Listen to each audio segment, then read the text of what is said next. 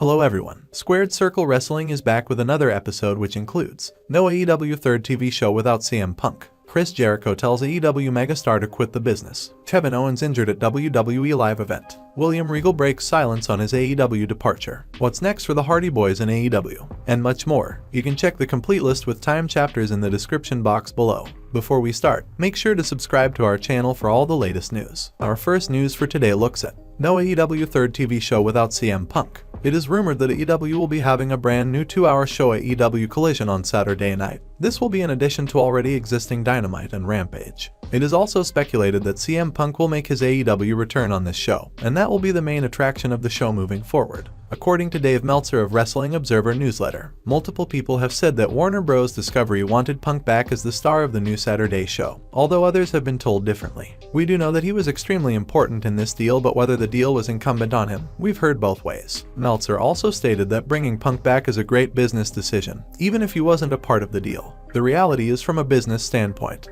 If AEW is getting only what Warner Bros. Discovery usually pays for first-run programming for this show, and Punk is at least a part in getting the deal. I'm not saying the Punk deal is something they had to make, but it's a deal that every single promoter in history would have tried to make. Are you excited to see CM Punk back in AEW? Let us know in the comments below. Next up, Kevin Owens injured at WWE live event. On this week's edition of Saturday night's main event, WWE returned to Fort Wayne, Indiana. In the show, Kevin Owens and Sami Zayn successfully defended their undisputed tag team championship against the Usos. In the bout, it seems that the former Universal Champion suffered an injury. According to fans present at the arena, Kevin Owens appeared to hurt his knee during the tag match and was helped to the back by a referee. It was also noted that Ko was struggling to put any weight on his injured leg. We hope that the injury is not that serious, and hopefully see Kevin Owens back in action soon.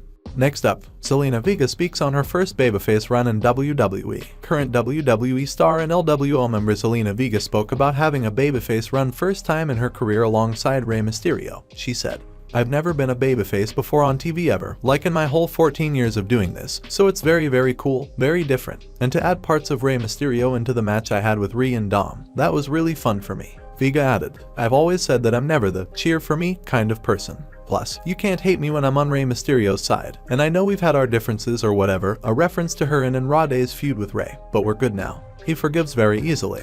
Next up, Jeff Hardy set to retire in AEW on extremely high note. During this week's episode of AEW Rampage, the charismatic enigma Jeff Hardy addressed the fans about his return and his future in the company. "Hello everyone. Man, it is super cool to be back in this elite world. 9 months ago I didn't even think this was possible. I've worked so hard to reach this moment right now. Thank you. Thank you so much. I'm trying really hard to love myself again, and with that said, I think the smartest thing for me to do is retire." This drew a disappointed reaction from the crowd.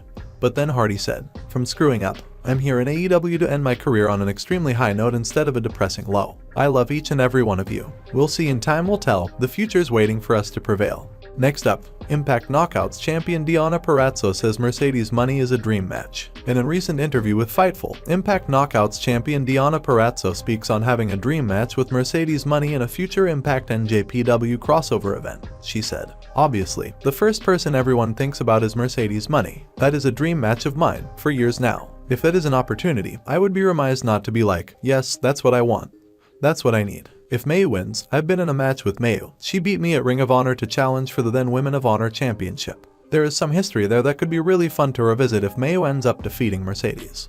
Next up, William Regal breaks silence on his AEW departure. Former NXT General Manager William Regal recently opened up on why he chose to leave All Elite Wrestling on his Twitter account. Regal mentioned that he was happy with his work in Tony Khan's promotion and wanted to spend his time elsewhere. He wrote, "Just so anyone who wants to know the truth. I know Tony summed up a few conversations we had with quick answer. For your information, Tony called me at 9 p.m. on a Sunday night and I discussed my reasons for leaving where time spent where I want to be. I also realize he has summed up conversations with brief answers." Next up, Chris Jericho tells AEW megastar to quit the business. Following the face-off between Chris Jericho and Adam Cole on this week's Dynamite, a war broke out between Cole and Jericho Appreciation Society. Cole's girlfriend Britt Baker rushed to help her partner, but was taken out by a brutal attack from the Outcasts. Baker took to Twitter to share a picture of her having a black eye. Jericho replied to the tweet by asking Baker to quit business. He tweeted, "Awawa, better quit the business." Next up, Lance Archer speaks on AEW absence. During his recent exclusive interview with Sportskeeda, former IWGP United States Champion Lance Archer explained his absence from AEW TV. He said, "Well, things have gone down and things have happened. There's a lot of guys and girls in AEW. There's so much talent, so there's a lot of competition that goes on in AEW right now. Jake and I did make our returns, probably about 2 months ago. He's just kinda here and there, and in and out, and wherever it happens. Archer added, I think they're afraid of me, cause every time I come in, everybody dies. So they don't want everybody to die. They need their talent to be alive. If the Murderhawk monster is there, then they all have to die.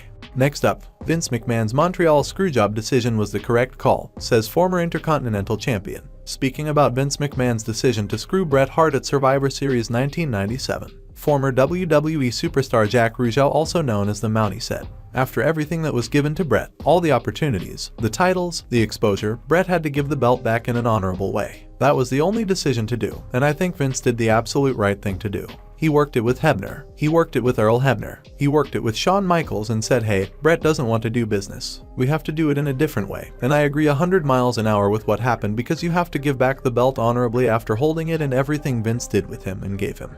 Next up, Eva Marie teasing WWE return with a dark persona. Former WWE star Eva Marie gave an interview where she said the doors to WWE return are always open. The talks of me coming back to WWE. It's one of those things where I know you guys want a yes or no answer, and the truth is it's maybe. We have an ongoing relationship. I was just in talks with WWE Studios talking about ideas, and movies, and TV. And then obviously that door is always open potentially of coming back. Who knows, Eva Marie could come back as like a dark kind of persona, dye my hair back to black.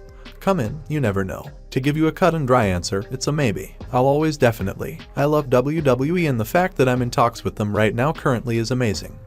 Next up, what's next for Matt and Jeff the Hardyz in AEW? In a recent interview with Inside the Ropes, Matt Hardy spoke on what is next in the store for the Hardy Boyz in AEW. Yes, I would like to go out as the Hardy Boyz. That's kinda how we came in, and I think we would like to go out on that note. We would like to do everything that we can in AEW together, obviously. It was really interesting for me. Once again, very frustrating. Starting in COVID was frustrating.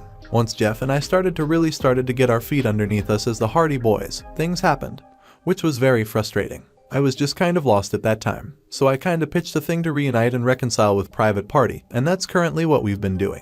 He continued, we've been doing a lot of content that hasn't necessarily lived on the TV programming all the time. It has here and there, me getting them away from Andrade, and now that Ethan Page has bought their contract, and I'm trying to make things right with them, and we're reunited. The elevation in dark content and some of the stuff has been online.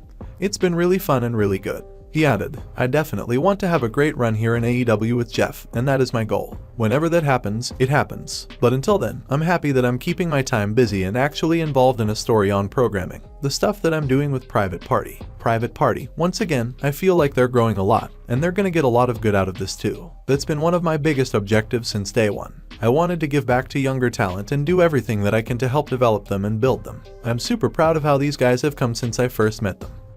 And that is all for today's news. Don't forget to subscribe to our channel SquaredCircle Wrestling for all the latest updates.